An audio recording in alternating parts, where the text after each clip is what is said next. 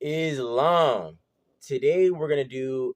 I don't know how long this will be, but we're gonna just talk about how we, the so-called Moors of America, are in fact the biblical Hebrews, and how before even the book of Genesis, when you go into the Sumerian text, a lot of the Sumerian text actually played out on the continent of America, both north, central, well, all three, north, central, and south America.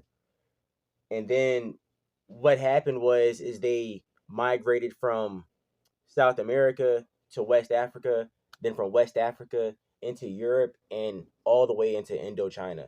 So these were pretty much the ancient landmarks of our ancient civilization as Moors. That's the term we're gonna use because that's what we call ourselves today.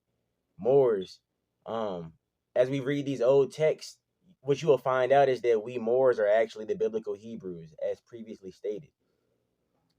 So um now, something you need to understand is that the so-called biblical Hebrews, like I said, they came from the Americas.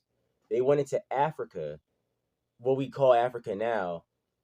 They stationed in West Europe for a long time. They had they built several monarchies there, um several societies there.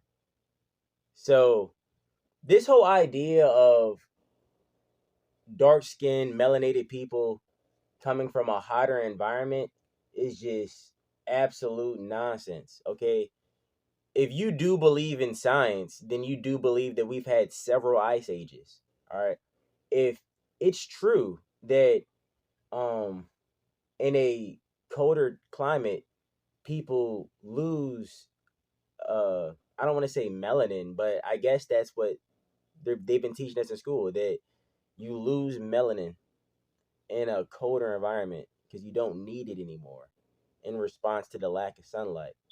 If that was true, there would be no so-called black people, period, on the earth at all after one ice age. We've had several ice ages. Now, what science shows you is quite the opposite.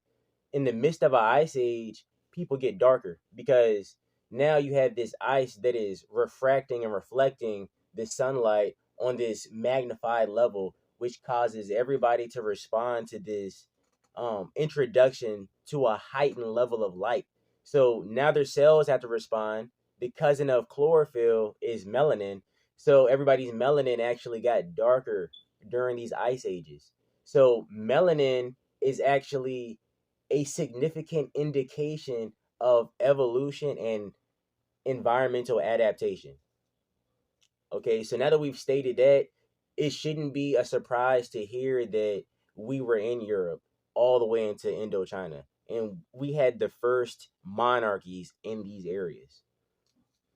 All right, with that out the way, let's hop into the first book. We've read this book before, this specific passage before, actually, these first two books. This one, The Negro Question, Part 4, The Missing Link by Lee Cummings. And we're going to step into page 4. It says, Professor Winchell Alexander, Our Remote Ancestry, 1815 through 1900, collection of journals. Quote, these short black men came from Atlantis, northern Africa, and they overran Europe. They were known as Britons. End quote. All right.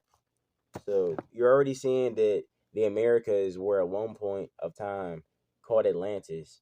And in fact, the people who came from Atlantis were quote unquote short black people. All right. So now we're hopping into this book, Ancient Mystic Oriental Masonry by R. Swinburne Clymer. All right. We are hopping into page 26. And we're going down to number 8. And it reads, no, I'm sorry, we're gonna go back up. We're gonna start like at the towards the top, in the middle of number 7. And secondly, with the consequent wrecking of the continent of America when the globe became involved in the consequences of the disorder of the skies. America, known to the mystic as Atlantis, when the ruin befell, was the seat of the greatest empire that has ever existed, and its irresistible armies were terrorizing all Europe and Asia. End quote. All right. Moving on to the next book. This is called Civilization and the Ancient Egyptians by Katanga A. Bongo. And we're flipping to page 128. The Hebrews. About 5 centuries after the Uru kingdom in the Middle East was founded, food shortages began to plague the land. The food shortages were the result of climate changes and overpopulation, largely because the climate changes, droughts became frequent. Food production declined and agricultural land became scarce.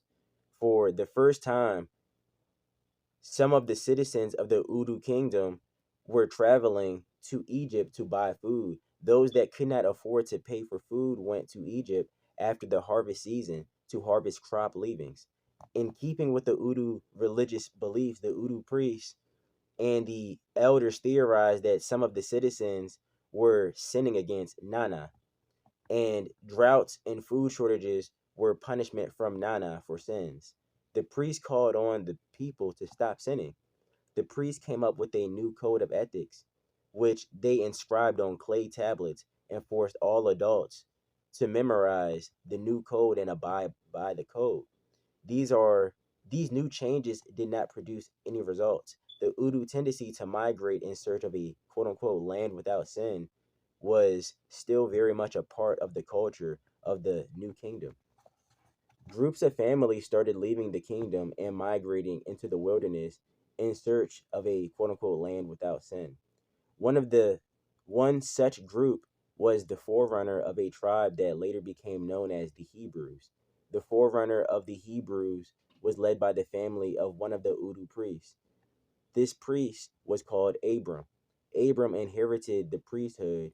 He also took on the responsibility of family overseer for his father's family and the families of his uncles. Abram selected a large group of quote unquote non-sinful families and fed and led them out of the Udu kingdom. Now, I'm gonna close this.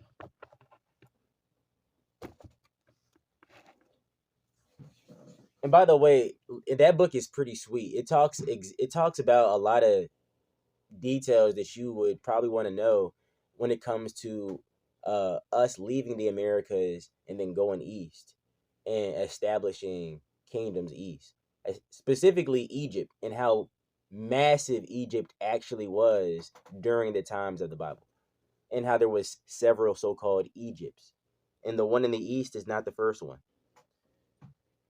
Um, and again, the god Nana is indeed the Sumerian god that you associate with the Middle Eastern section or landmass, right? But in reality, I guess the ancient Sumeria would have been in what we call the Americas today. So the last book we're gonna hop into is The Golden Thread of Time. Boom. We're gonna hop into page 94 on the bottom. I want you to imagine very different world thousands of years ago. A world where humans were known as quote unquote the children of the earth. A traditional hunter-gatherer society. These people were free to roam the earth and followed migrating animals as the seasons changed.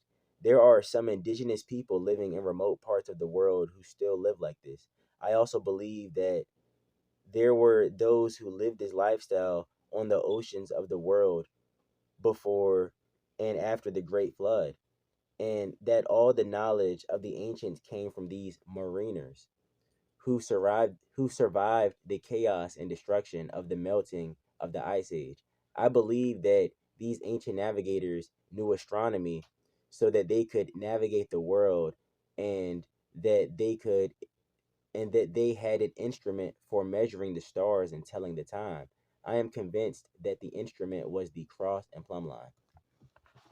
All right, that's it. So, to summarize what we read today, we traveled the whole earth, beginning in the Americas, and all the ancient religious books should actually be studied as one single history book. And then you begin to have a better understanding of what's really going on in world history and where we actually fit in. Because it seems as though, as when you start reading ancient history, it becomes more apparent that that's our history. Ancient history is our history for the most part. So with that, uh may the love be with you.